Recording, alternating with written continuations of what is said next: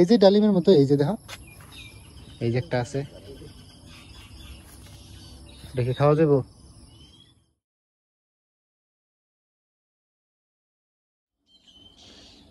সাজিদ, আমি এই যে একটা ফল দেখছি বুঝছো, পেয়ারার মতো, না সরি ডালিমের মতো।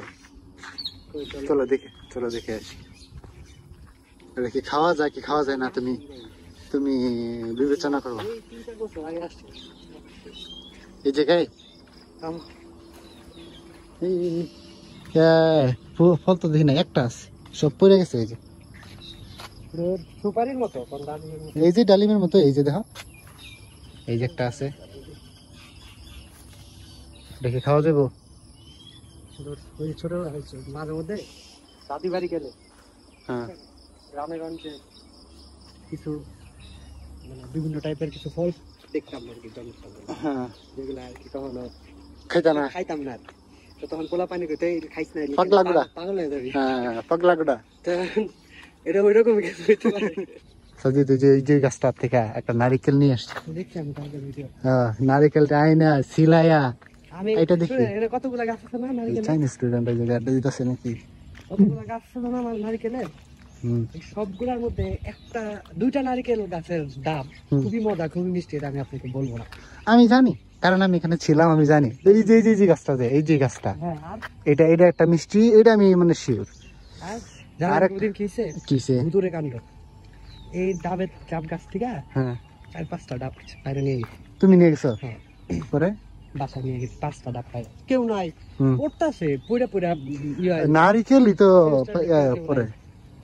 পরে এই ডাবগুলা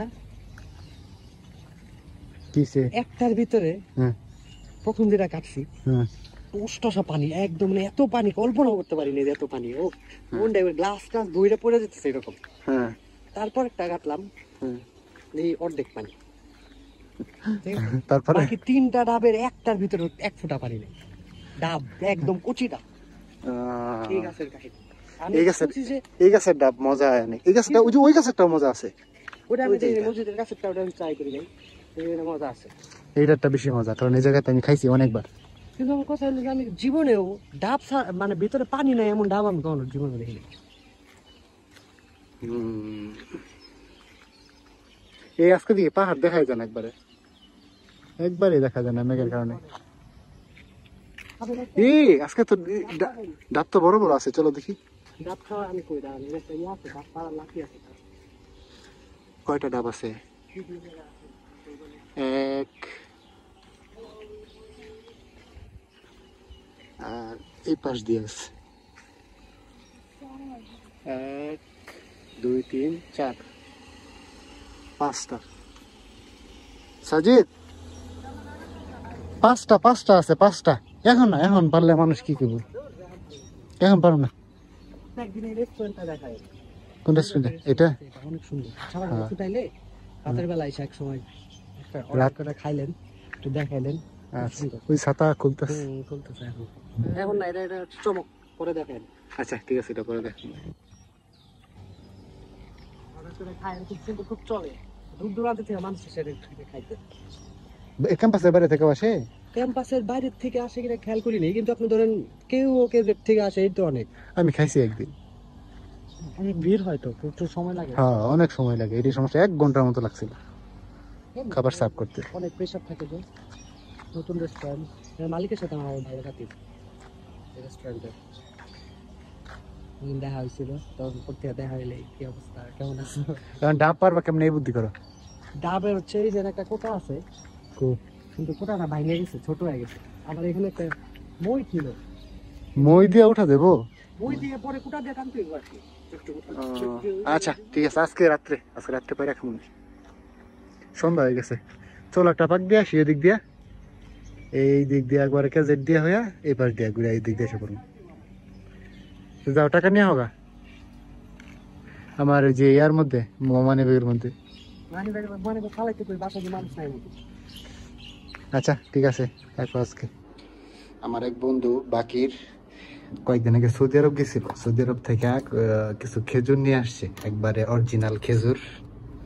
তো আমিও তেমন আসলে জানি না, ও বললো যে কালো যে খেজুরটা আছে এটা হচ্ছে আজোয়া খেজুর। যেটা নাম শুনছি অনেক, খাইছিও, কিন্তু সেটা অরিজিনাল কিনা সেটা শিওর না, কারণ বাংলাদেশে তো আসলে নকলের অভাব নেই। তো সে আমার জন্য কিছু খেজুর নিয়ে আসছে। তো এখান থেকে আমি অল্প কয়টা খাইছিও, খাইতে অনেক অনেক মানে ভালোই, ভালোই না অনেক ভালো। বাংলাদেশে খেজুর খেতে এগুলো 1000 গুণে ভালো। তো বলা যায় যে না, এটা হচ্ছে অরিজিনাল খেজুর, কারণ সে নিজে সৌদি আরব থেকে কিনে নিয়ে আসছে। সৌদি আরবে তার বাবা মা দুজনেই আছে বর্তমানে। তার বাবা মনে হয় চাকরি করে এই জায়গায়, আর তার মা তার বাবার সাথেই থাকে। তো রমজান মাসে, মিডল অফ দ্য রমজানে মনে হয় সে গেছিল তার বাবা মার সাথে দেখা করতে, এই কয়েকদিন আগে আসছে। এসে আমার আগে 2টা তসবি দিল, আর হচ্ছে খেজুর দিল। তো এই জায়গায় 3 রকমের খেজুর মূলত। একটা হচ্ছে এটা, এটা মনে হয় খুব সম্ভবত খুরমা খেজুর বলে এটা। আরটা হচ্ছে যে এটা আজওয়া, একটু কালো কালো। আর একটা হচ্ছে লাল, এই যে এটা, এই যে এটা, এটা একটু লাল খেজুরটা। তো এতদিন বাংলাদেশে যেগুলা খাইছি এগুলা তো শিওর না যে এটা অরিজিনাল কিনা, কিন্তু এটা বলা যায় যে না, এগুলা অরিজিনাল খেজুর। তো বাকিকে অনেক ধন্যবাদ খেজুর নিয়ে আসার জন্য। যদিও আমি বলতে ভুলে গেছিলাম, আমি একবার চাইছিলাম যে বাকিদের বলে দিতে তুমি খেজুর নিয়ে এসো, কিন্তু পরে আর মনে নাই বলতে। তারপরেও দেখি যে সে নিয়ে আসছে খেজুরের সাথে সাথে যে 2টা তসবি আর এই আতরটা দিছে, এই নিয়ে আসছে আমার জন্য। তো তসবি গুলা আসলে আমি তো ইউজ করি না, তো আব্বা আম্মার জন্য রেখে দিছি। বাড়িতে গেলে এগুলো আব্বা আম্মার জন্য নিয়ে যাব।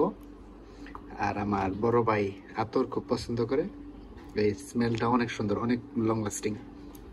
তো আমার ভাইয়ের জন্য এটা নিয়ে যাবো ইনশাল্লাহ। তো সবকিছুর জন্য বাকি